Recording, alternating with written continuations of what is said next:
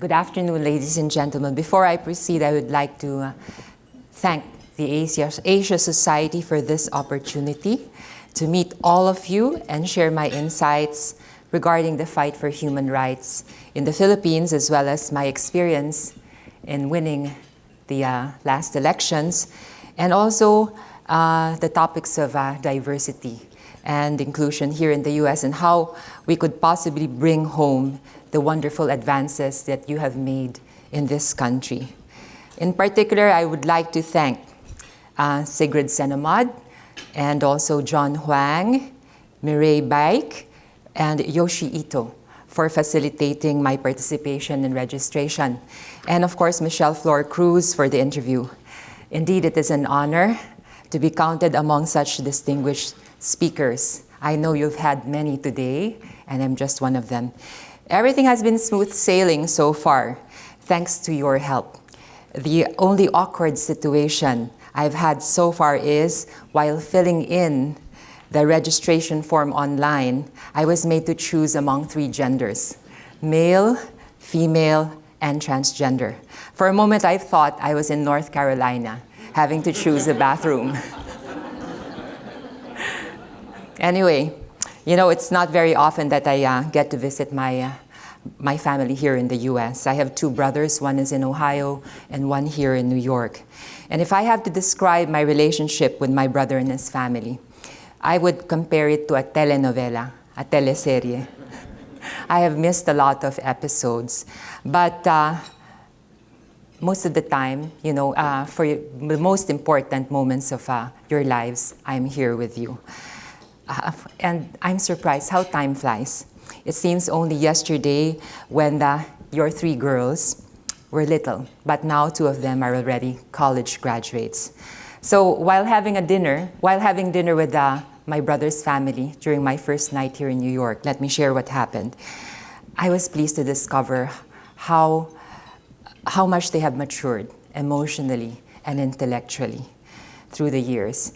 So in between bites of grilled steak, buttered vegetables, and rice, the ever-present rice. I know it's a stereotype, but we Filipinos do love our rice. I was surprised by one thing. We were talking about the US primaries, and as expected, the discussion was very lively. So in a family of only 5 members, how is it possible that the girls, each one of them, were rooting for a different candidate? One was rooting for Bernie Sanders, another one for Hillary Clinton, another one for Trump. So I asked myself, how is it possible? These girls were raised by the same parents, with the same values, and yet they developed distinct mindsets, different personalities, and varying opinions. I also asked myself, how is it possible that within our very Catholic family, one of my brother's daughters now prefers to go to Bible study rather than to Mass? I also wondered how my brother, you know, he was a very strict and intransigent person with very clear-cut ideas of how a Filipino should be. How come you're so tolerant and accepting of your daughter's choices? You know, the answer is this. This is the United States. This is the year 2016. And this is grassroots diversity at its best. So truly, diversity transcends cultural, ethnic, religious, and gender differences. It is as varied as the individual peculiarities that distinguish us from one another and that make us special and unique. But the example of my brother's family, which is shared by millions of families in the United States, has also taught me that despite individual differences, people can coexist in harmony and be respectful of each other. It has also taught me that in order to reach this point, one has to make a conscious decision and effort to be accepting, respectful, and considerate of others. I am aware that in the corporate setting, this example may not be easily applied. Just think of the huge number of unique individuals working together. But there is no choice. There is no choice. If we are to make a company successful, we have to accept diversity and welcome people with individual peculiarities and distinct circumstances to our organizations. We also have to open doors to them so that they can fully develop their potential and become productive members of society. So it's a win-win situation. This is why I'm here. You know, when I decided to run for public office, some people, motivated by hatred and bigotry, tried closing the door to me simply because I happen to be different, simply because I happen to be transgender. But majority of my constituents in our very rural province said, no, that is not fair. We will not allow that. They said gender is not a hindrance to public service. So they voted for me and they voted against discrimination. The message is very clear. Anyway, I hope the example of my constituents, of my brother's family, and my own example will serve as an inspiration to many who are in similar situations. Thank you so much for making me part of the DLF. I wish you all success. Thank you.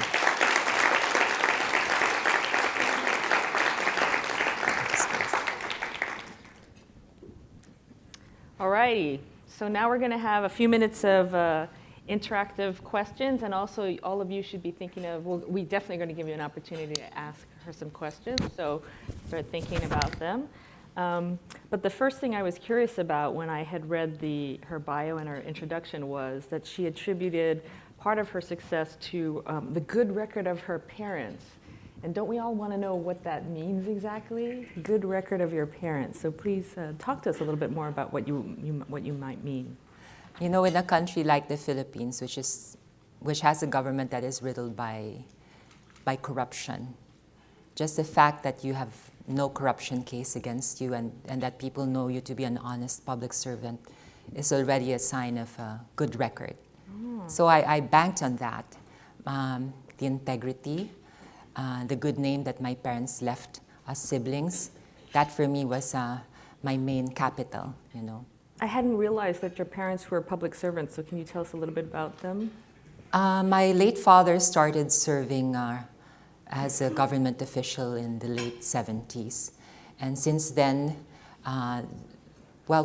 members of our family have served our province. After my father, it was my mother, and then it was me. Mm-hmm. So a dynasty, practically. Well, you know, depends on how you define a dynasty. You know, there is a definition that says that if there are several members serving or holding office simultaneously, that could be considered as a dynasty. But in our case, I don't consider it a dynasty. Great. So I want to get back, congratulations again on your election. Thank you, Royanne. And I wanted to ask for you, what is the significance of your victory, and how do you think it will benefit the fight for equal rights? I think my victory sends a clear message to society in general, that one's personal circumstances, whether it be gender or race or religion, in my case it was my gender, should not be a hindrance when one wants to serve and hold public office. It is also significant in the context of the Philippines, as you said, because we are a very traditional and conservative country. So maybe it's a sign that Filipinos are becoming more open to the possibility of integrating members of the LGBT community in all spheres of life, whether in public office or in the corporate sector. That is a sign of openness. Well, and I wasn't going to ask you the question, but I can't help myself, so I think I'm still going to ask you the question, because I was fascinated by your campaign slogan, so I would like you to share it with everybody else, because it was so good. And it shows the breadth and the depth of your vision for the government. I have a platform called equality. Normally, people associate the word equality with gender equality, but I wanted to transcend that. So each letter of the word equality signifies an advocacy, which will guide me in my legislation. So E stands for education, which is very important in our country because accessibility is a problem, especially for the poor. And then we have Q and U, which is quality and universal health care, which we do not have in the Philippines. Here in the US, you have quality healthcare, but it's not universal, and people are scared of the idea. And then A for agriculture. While the trend worldwide is towards industrialization, people seem to neglect that agriculture is a very important sector and that many families live off agriculture. So I want to pay attention to this sector. And then L for livelihood. Employment is a problem in my country. In fact, it is the basis of many of our social woes. When you are poor, you do not have access to education, you do not have access to health care. So finding a job is very important. I is for infrastructure. One of the sources of causes of corruption is the infrastructure industry in my country. Infrastructure is substandard, unlike here in the US or in developed countries. So I want to legislate laws that will guarantee quality infrastructure. And then, of course, there is letter T for transparency in government. I have many models to follow. One is the European model as well as the US model with regards safeguards against corruption and bad practices in government. And finally, Y, youth. I was inspired by the story of my nephews and nieces here in the United States. They have availed of so many positive things, like libraries, sports development. So these things I want to bring home to the Philippines. So that's equality for me. Pretty catchy, right? I was like, oh, equality, but agriculture? I don't think agriculture in the middle of equality, and it was such an impressive political platform, so I was very impressed. Maybe a little bit harder question. So the Philippines, as we've mentioned, is fairly conservative, and yet it has the distinction of having elected women, such as Corazon Aquino and Gloria Macapagal Arroyo, as female presidents, and you to Congress. In contrast, the US, known globally to be the proponent of diversity and inclusion, has never elected a woman as part of the US presidency yet. And women remain underrepresented in the government. Do you have any thoughts about that dichotomy? I find it quite paradoxical. The US is supposedly the main proponent worldwide of women's rights and gender equality, and yet less than 20% of women hold key government posts.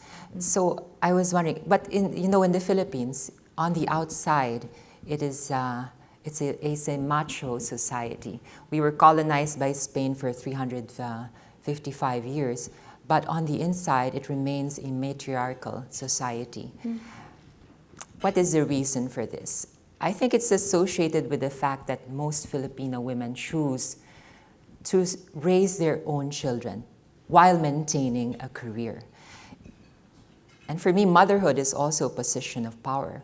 We have a saying that, what is this saying? That the hand that rocks the cradle rules the world. Because as a mother, you can transmit values, you can transmit ideas. And we do love our mothers. Maybe this played a part in our electing Aquino and Arroyo. Here in the US, what would be the solution?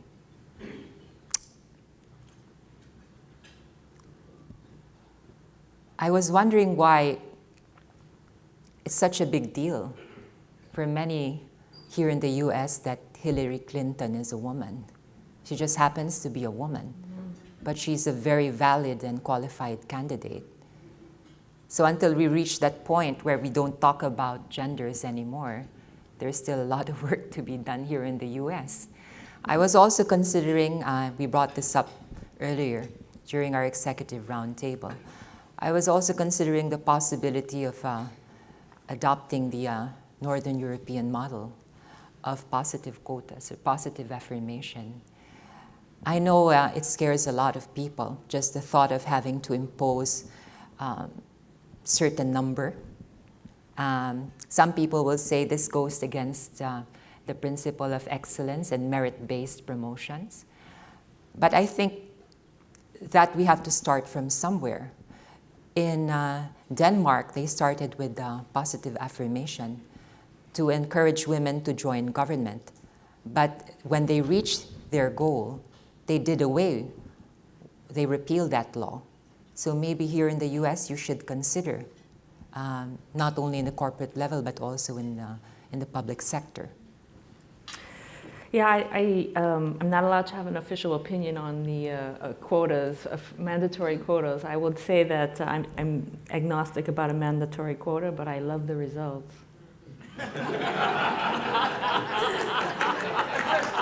That's right. Because, you know, there's this discussion in Scandinavian, Nordic countries, basically, that not enough qualified women, so a quota would, you know, lower the quality. And yet, eventually, over a 3-year period, they did manage to find, over a fixed period of time, they did manage to find, somehow managed to find women who were able to serve on both private boards and public. So you have this wide room full of people who are so happy for your success, and perhaps you would like to be able to share some advice, some career advice for the audience to help them advance in their career. Maybe talk a little bit about your challenges of how in your path to success, and then some advice. The road to my victory was not an easy one. I had to deal with the insults that were heaped on me by my opponent. You know, the comments that a presidential candidate here in the US has been making recently will seem very subtle compared to the insults that I got in the Philippines. My opponent would call me names. He would mock my anatomy. He would even question my qualifications simply because I'm a transgender woman. He would bank on the fears that many people have of the unknown. You know, the phenomenon of transgenderism is a relatively new concept. So he was banking on that. So my only way of defeating that was to try to awaken the good sentiments that are present in each and every one of us. You know, how do you combat hatred, discrimination, and bigotry? You combat it with first of all, knowledge. I would explain my life story and explain the phenomenon of transgenderism. I would also combat it with you know, trying to appeal to the sentiments of acceptance and tolerance that is present in each one of us. And that is how I made it. Now, with regard to the other advice, question, yeah, the advice. In the corporate world, basically, it boils down to one thing. It's your performance. And I think that we should all aspire for excellence. But on the road to success, because if you aspire for excellence, your success is guaranteed.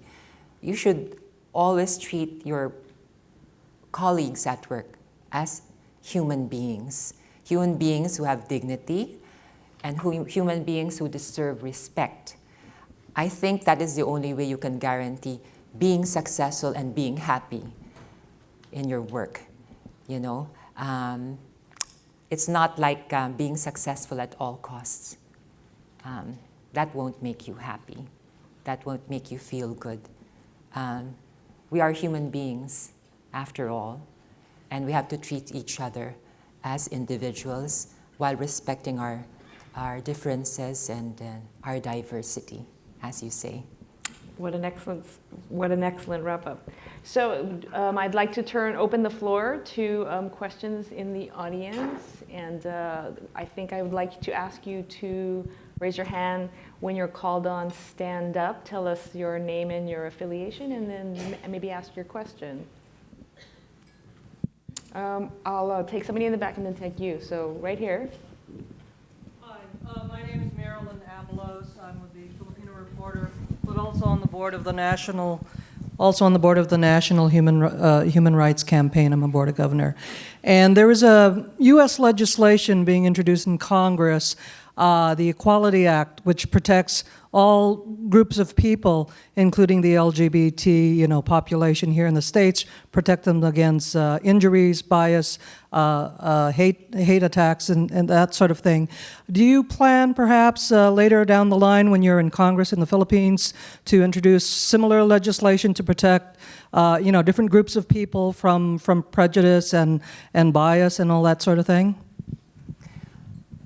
There is actually a bill that has been languishing in Congress for the past 16 years. It's the anti-discrimination bill. It's patterned after the U.S. anti-discrimination bill, but the reason why it hasn't been passed is because it is encountering a lot of opposition, mainly from the church in our country.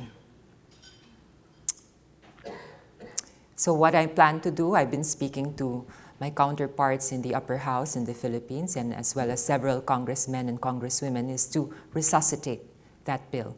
We will restudy it, make it more specific, and to encompass all sectors of society, not just the LGBT community, because discrimination does happen in other sectors of society. Great question. And we have a question here. Representative Roman, leadership is about influence, and your story is a remarkable example of influence. What can you share with us as some additional advice on how we can be effective as leaders to influence? I think the best advice you can give your counterparts is a good example. You have to be consistent with your own principles and beliefs. In my case, I believe truly in the dignity of each human being, regardless of his or her personal circumstances, whether he is rich or poor, educated or uneducated, male, female, gay, bisexual, transsexual. All of these things are just externals. So if you recognize the dignity of a person, you will treat that person with respect. You will recognize his rights. So even in my daily dealings, I try to remember that principle I have. Now in the corporate world, how do you set an example? Well, it has to start with the hierarchy, but also with the other levels in the corporate world. You have to deal with people while recognizing their dignity and their rights. So I think the best advice you can give is a good example. I'm going to make her honorary ethics officer because she's been talking about corruption and integrity and values, and it's awesome. So I think we have a question here and then a question there. Can you stand up and Sure. tell us your name? Hi, Linda Kutagawa with an organization called Leadership Education for Asian Pacifics. I actually have a question given, I think, the environment in which you're in and, the resilience that you probably had to show, given that there were obviously attacks on, your personal self in terms of your character and just your identity and all that. Just what is your thoughts on, what's your advice, I guess you could say, to those who may be questioning, why am I doing this? I'm being attacked, I'm being questioned. How did you continue to stay resilient and keep moving through, this campaign? I stayed resilient by grounding myself firmly on my own truth. My opponents were saying that I was unqualified, I had no ideas. I knew that I had so many ideas. My opponents were telling everyone that I was an immoral person simply because I am transgender, and I knew that I have my morality and my ethics to bank on. Just hold on to that truth and explain to the people around you who you are. Communication is very important also. As I was saying earlier, my opponents were banking on the fear of the unknown. So I would patiently explain my life story. I would explain to them what being a transgender person is. And I would also call the people's attention to the fact that if a person wants to run for public office, the presumption is that he has to be a defender of human rights. So there is a contradiction if you want to serve the people, but at the same time, you cannot respect people because of their nationality or their ethnicity or their gender. So there is a big contradiction. So that is how I stayed resilient. And of course, I'm not ashamed to share with you that I am a very spiritual person too. And I am a practicing Catholic. So holding on to my spirituality gave me a lot of strength. Here in the corporate world, how to stay resilient? Well, you do have your... You have ethics officers. Yes, exactly, that you can talk to. And of course, your support system. Your support system will help you a lot. Your family, your friends, and your ethics officers and your HR department. Right. Definitely your HR department. Well, we did have one more question. If you ask it really, really quick, because I don't want to be the one person who violates the whole time thing, right? Hi, my name is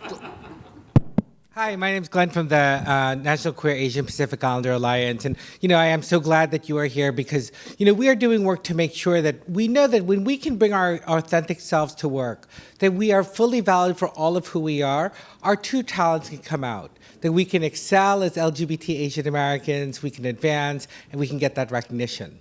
But I don't want to ask you about that stuff. I want to ask you about a public policy issue. I was in the White House yesterday. So there's a lot of debate about the Trans-Pacific Partnership. Sorry, but I have to ask. So reasonable minds can disagree about that, but I'm trying to get a sense on what is, from the Asia perspective, on the Trans-Pacific Partnership and the trade agreements. What are your concerns or hopes in that partnership, and should we as the United States enter into that trade partnership with the Asian and Pacific nations? Well, any form of partnership is good. Actually, there are already a lot of fora existing that allow this. First, we have the APEC, but any new partnership will be favorable, especially to promote, of course, business interests. And I'm all for it.